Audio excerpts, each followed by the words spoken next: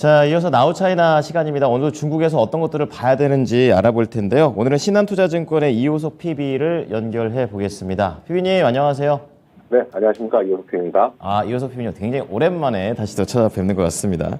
자, 오늘 중국장과 관련해가지고 키워드 좀 한 줄 평을 정리해 주신다면 어떻게 할 수 있을까요? 네, 중국 소비 평균 회귀 중입니다. 소비라고 말씀을 해주시니까 또 춘절로 바로 또 연결되는 것 같습니다. 관련해서 어떻게 볼까요? 네, 그렇습니다. 우선 춘절이라는 이벤트가 날짜가 짧은 것도 아니고 굉장히 긴 기간이고요. 이 기간 동안 많은 사람들이 이동을 하고 또 그 다음에 소비를 할 것이기 때문에 소비에 대한 기대감이 굉장히 크다라고 할 수 있습니다. 실제로 이런 부분들이 중국 증시에도 어느 정도 반영이 되었다라고 할 수가 있는데요. 1월 달에 올해 들어서 1월 달에 총 14거래일이 있었는데 그중에서 외국인들이 13거래일 연속 순매수를 유지를 했고요.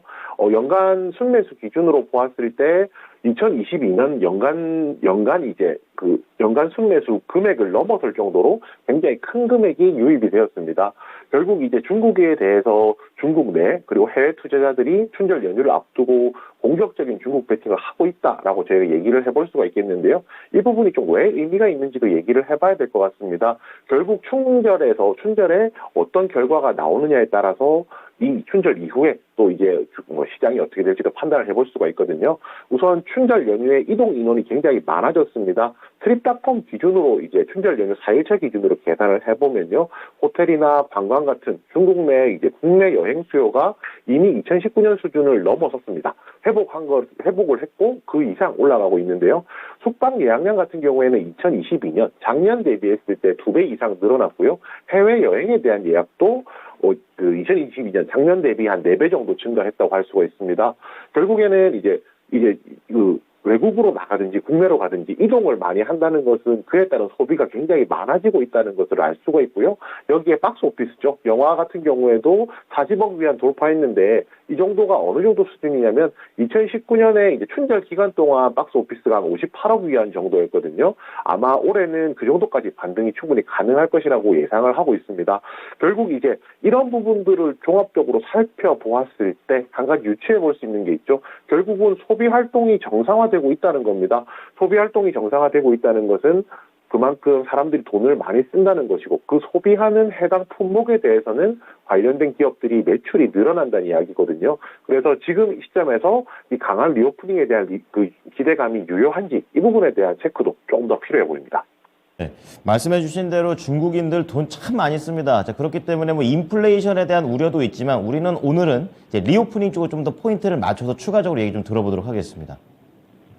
네, 우선 이제 강한 리오프닝에 대한 기대감이 유효한지가 많은 분들이 궁금해하실 내용일 겁니다. 왜냐하면 생각보다 춘절 이후로 이제 방역이 완화될 것이라고 생각을 했었는데 실제로 방역이 완화된 시점이 춘절 이전이었기 때문에 방역 완화에 대한 내용들이 조금씩 쫙 당겨지면서 이 흐름이 계속 이어질지에 대한 의문들이 분명히 존재를 하는 거거든요. 실제로 지금 생각을 해보자면 결국은 평균 회귀라는 말씀을 드렸던 이유는 이겁니다. 평균으로 떨어졌던 것들이 다시 돌아가야 되기 때문에 최근 3년간 업황이 나빴던 이제 더 악화됐던 산업이면 산업일수록 반등 수준 자체도 굉장히 더 빨라질 수밖에 없다라는 건데요. 평균으로 돌아가야 되기 때문이죠. 그래서 가장 대표적인 것이 한 업종이 2가지 정도 얘기를 해볼 수가 있을 것 같습니다.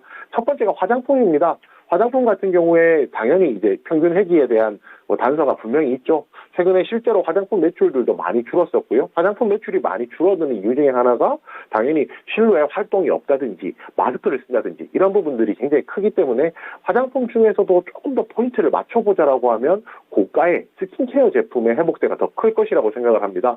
보통 화장품은 스킨케어 아니면 색조로 보는데 마스크를 아직 쓰고 있거든요. 마스크를 쓰고 있는 한 색조 화장에 대한 수요보다는 스킨케어에 대한 수요가 더 클 것이고요. 그 중에서도 고가 품목을 말씀드리는 이유는 이제 이동에 대한 해제가 되었기 때문에 백화점을 중심으로 한 이제 오프라인 영업 환경이 나아졌다는 겁니다. 고가의 스킨케어 상품을 쓴다는 것은 결국에는 이제 오프라인 매장에서 도시에 있는 고가 제품 백화점에서 사야 된다는 거니까 이 부분에 조금 포인트가 있다라고 생각을 하고요. 또 한 가지가 의복입니다. 의류 같은 경우에는 경기 민감주거든요. 결국엔 경기가 회복될 경우에 중국 내 의류에 대한 소비가 증가하고 그에 따른 이제 수혜를 볼 수가 있는데요. 제일 중요한 것은 중국 시장에서 노출도가 높은 기업일수록 수혜를 본다는 것이고 이 의류에 대한 회복 같은 경우 2분기부터 지금 예상을 하고 있거든요. 그래서 이 부분까지도 좀 생각해 본다면 현재 지금 그 강한 리오프닝에 대한 기대감이 여전히 유효하다라고 말씀드리겠습니다. 네, 이제 슬슬 준비를 해야 된다라는 관점에서 말씀을 해주셨습니다. 그럼 관련된 종목들의 흐름도 움직이는 건가요? 어떻습니까? 네, 현재 지금 기대감 때문에 많이 올랐던 부분들이 어느 정도 있기 때문에 제가 말씀드릴 종목들이 추가적인 2차 상승에 대한 여력은 있지만은 경우에 따라서는 단기적으로 조정이 나올 수 있다는 것도 미리 말씀드리겠습니다. 춘절 이후에 본격적인 리오프닝으로 인한 보복 소비에 대한 기대가 현재 존재를 하는 상황이거든요.